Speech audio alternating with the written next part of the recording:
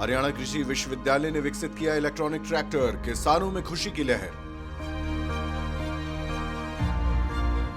किसानों की राहत के लिए बिहार सरकार की नई योजना चौपाल में होगा समाधान। बिहार के किसानों ने शुरू किया रबी अभियान 2021। 21 अक्टूबर को मनाई रबी कर्मशाला। यूपी में खाद आपूर्ति के लिए सरकार ने लिया अहम फैसला, खतौनी दिखाकर मिलेगा खाद। यूपी सरकार का धान किसानों को तोहफा, 100 क्विंटल तक धान बिना सत्यापन के बेच सकेंगे किसान। हरियाणा सरकार ने धान खरीदने में बनाया रिकॉर्ड, 15 दिन में खरीदा पिछले साल का आधा धान। बारिश ने बढ़ाई आलू किसानों की मुश्किलें, बुआई के लिए तैयार, खेत में जल भराव। एसएसपी खाद के इस्तेमाल से सरसों में होगा सुधार, बाजार की कीमतों में होगा इजाफा। अक्टूबर के इस हफ्ते से सर्दियों का दिखेगा असर, ठंडी हवाओं से बदलेगा मौसम।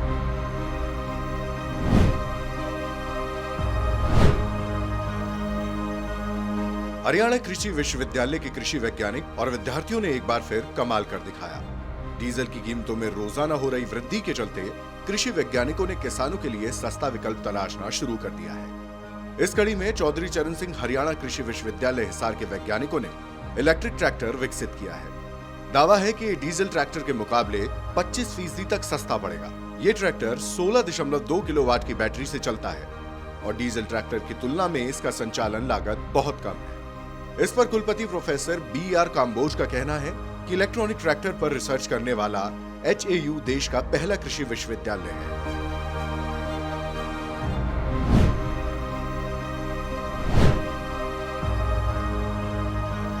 बिहार सरकार एक विशेष अभियान चलाकर खेती से जुड़ी नई जानकारी के बारे में किसानों को जागरूक करने वाली है। इसके लिए रबी मौसम के अंदर राज्य में किसान चौपाल की शुरुआत की जा रही है।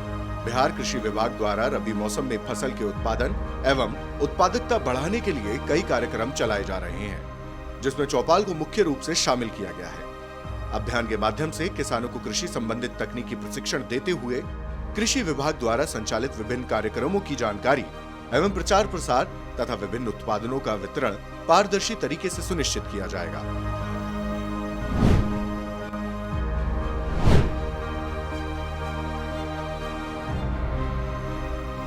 बिहार में रबी महाअभियान 2021-22 को एक उत्सव का रूप देने की कोशिश की जा रही है, जिसके तहत कृषि विभाग द्वारा 21 अक्टूबर को रबी कर्मशाला का आयोजन हुआ। यह आयोजन मथुरापुर के गजराज पैलेस समेत राज्य के लगभग हर जिले में आयोजित हुआ।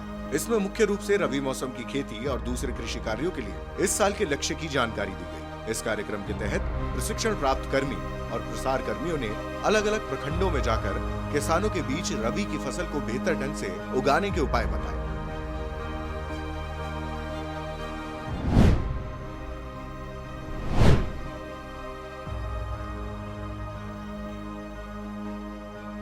यूपी के कई हिस्सों में खाद की कमी की शिकायत पर राज्य सरकार ने एक्शन लिया। कृषि विभाग के अपर मुख्य सचिव डॉक्टर देवेश चतुर्वेदी ने सभी मंडलायुक्त और डीएम को पत्र भेजकर कहा कि किसानों को उर्वरक की बिक्री, उनकी जोत वही या खतौनी में दर्ज कृषि भूमि और पिछली फसलों का ब्यौरा देखते हुए ही दी जाएगी। इस पूरे पत्र में वितरण या बिक्री केंद्र पर कृषि सहकारिता, ग्राम्य विकास सहित अन्य विभाग के अधिकारियों की ड्यूटी लगाए जाने को भी कहा गया है।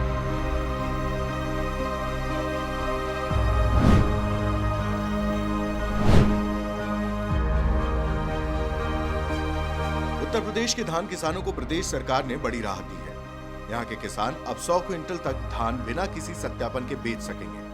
पहले ये सीमा 50 क्विंटल तक हुआ करती थी। इसकी पूरी प्रक्रिया SDM के यहाँ पूरी होती थी, जिसके लिए किसानों को कई चक्कर काटने पड़ते थे, जिससे किसानों को इसे बेचने के लिए काफी इंतजार करना पड़ता था। ऐसे में सरकार ने सत्यापन सीमा बढ़ाकर किसानों को बड़ी सौगात दी।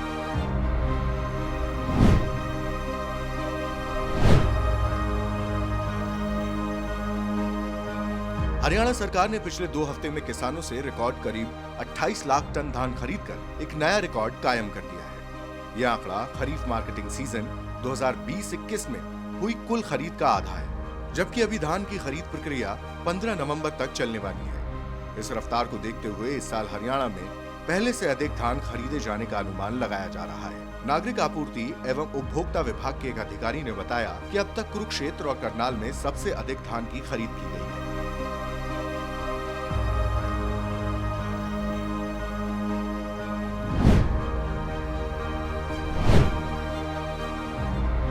बीते हफ्ते मौसम का मिजाज किसानों के लिहाज से कुछ ठीक नहीं रहा। अचानक आई बारिश के चलते खेतों में जल भराव हो गया और आलू की खेती करने वाले किसान भाइयों पर संकट के बादल छा गए। आलू की बुवाई के लिए तैयार खेतों में बारिश का पानी भी भर गया, जिससे अभी कुछ और दिन आलू की बुवाई नहीं हो सकेगी। जिन खेतों में बारिश का पानी ज्यादा भर गया है, उनमें आलू के बीज खराब होने की आशंका जताई जा रही है। इसके अलावा कटे हुए आलू के बीज भी सड़ने शुरू हो गए।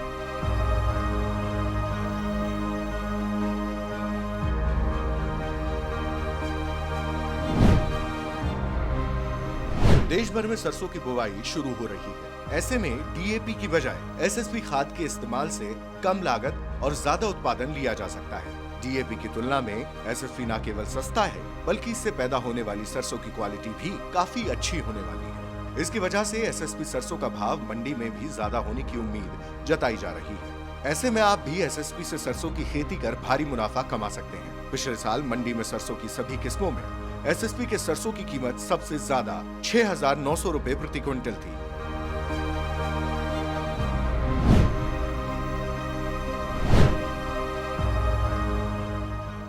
अक्टूबर का यह हफ्ता मौसम के लिहाज से काफी अच्छा रहने वाला है। इस हफ्ते ना ज्यादा सर्दी का असर होगा और ना ही धूप अपना कहर बर पाएगी। देश भर के किसान रबी सीजन की बुआई में लग चुके हैं। ऐसे में यह हफ्ता बुआई के लिए काफी ठीक रहेगा। बात अगर औसतन तापमान की करें तो देश का उच्चतम तापमान 27 से 28 डिग्री सेल्सियस होने वाला है। इसके अलावा देश में न्यूनतम तापमान 16 से 15 डिग्री सेल्सियस रहने की उम्मीद जताई जा रही है। इस सब के साथ साथ हवाओं की औसत रफ्तार 13 से 16 किलोमीटर प्रति घंटा हो सकती है।